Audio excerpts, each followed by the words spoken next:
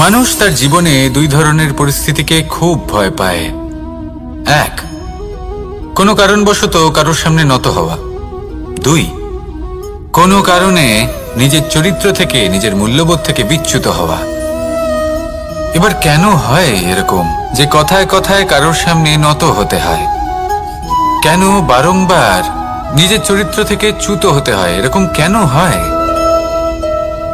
এটা তখনই হয় যখন আমাদের শিক্ষা এবং মূল্যবোধের অভাব থাকে।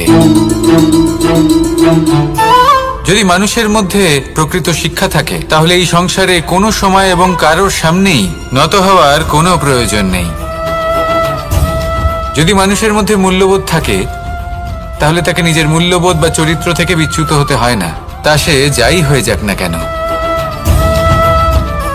কোনো বালককে যদি জন্ম থেকেই সুশিক্ষার অধিকারী করা হয়, শিক্ষিত করা হয়, মূল্যবোধের অধিকারী করা হয়, তবে সে এই সংসারে এমন কর্ম করবে যাতে সে নিজেকে, নিজের পরিবারকে, সমগ্র সমাজকে গর্বিত করতে পারে।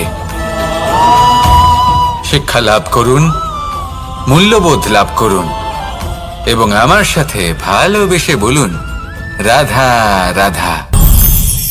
আমাদের সকলের জীবনে একটা লক্ষ্য থাকে যেটা আমরা লাভ করতে চাই। ঠিক যেন একটা প্রতিস্পর্ধা বিদ্যমান যে কে সব থেকে আগে নিজের লক্ষ্যে পৌঁছতে পারবে। আর সেই জন্য আমরা সকলেই খুব তাড়াতাড়ি এগোতে চেষ্টা করি, বড় এবং দীর্ঘ পদক্ষেপ ফেলি যাতে তাড়াতাড়ি নিজের লক্ষ্যে পৌঁছতে পারি।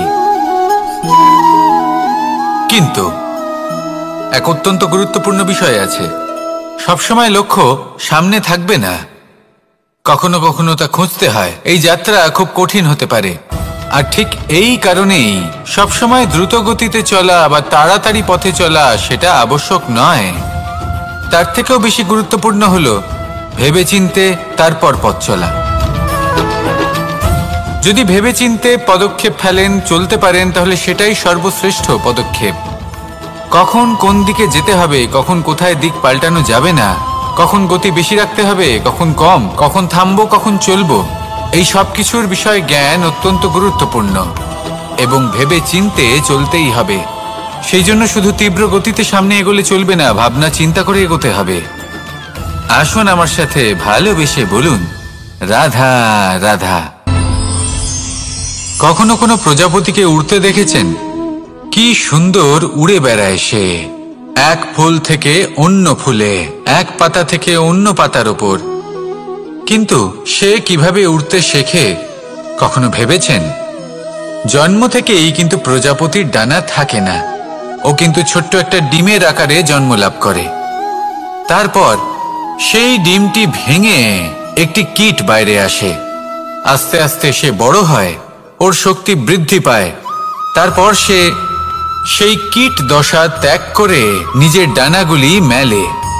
এই প্রক্রিয়া তার কাছে সরল নয়, অত্যন্ত যন্ত্রণাদায়ক প্রক্রিয়া, কিন্তু সে সেই যন্ত্রণা মেনে নেয়। আর তারপর আস্তে আস্তে সে উড়তে শেখে। শুধুমাত্র আকাশে উড়ে বেড়ায় তা নয়, আমাদের মনের মাঝে উড়ে বেড়ায়। এবার এই ডিম থেকে প্রজাপতি হয়ে ওঠার যে যাত্রা, এটা যতটা কঠিন, ততটাই কঠিন হয় এই সংসারে শ্রেষ্ঠ কর্ম করা, ততটাই কঠিন হয় এই সংসারে মহান হয়ে ওঠা। সেই জন্য প্রয়োজনীয় প্রচেষ্টা এবং সময়। নিরন্তর প্রচেষ্টা করতে থাকুন, পর্যাপ্ত সময় নিন এবং আপনি নিজেকে এই আকাশে উড়ন্ত অবস্থায় পাবেন। আসুন আমার সাথে ভালোবেসে বলুন, রাধা রাধা।